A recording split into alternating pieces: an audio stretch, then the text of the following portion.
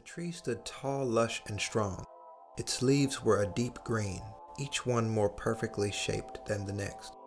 It stood firm, ready to hold anyone willing to climb up the 6 meters of trunk and outstretched branches reaching far beyond the imagination of a child's mind, and sighed and stared at it in wonderment.